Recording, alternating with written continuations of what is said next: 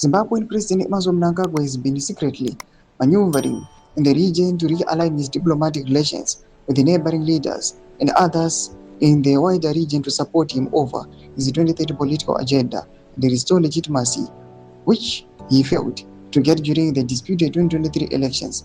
A Southern African Development Community SADC headquarters diplomat, President Gaborone says, the news of Zachiti, from contestation to consolidation, Mnangagwa's regional realignment post 2023.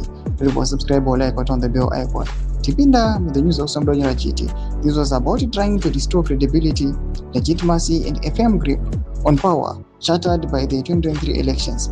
The diplomat from the SADC Secretariat in Gaborone told the news house, let's put things into context in order to understand what President Mnangagwa has been doing since the problematic 2023 general elections in Zimbabwe.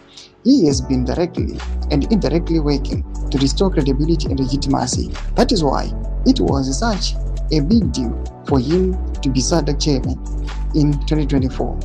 Hichilema was the chairperson of the SADC organ on politics, defense and security cooperation at the time. He dispatched a SADC election observer mission led by former Zambian Vice President Nevers Mumba, which hit hard and buried Mnangagwa for a while. The mission issued a damning report which rejected the poll results, saying they were not held in accordance with the Zimbabwe constitution and laws, as well as the SADC principles and guidelines governing democratic elections.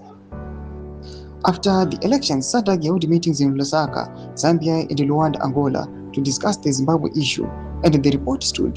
Mnangagwa only managed to push back and sweep the report under the carpet when he took over as SADC chairperson in 2024. Ramaphosa is the interim SADC chairperson. He assumed this role following the removal of Madagascar president.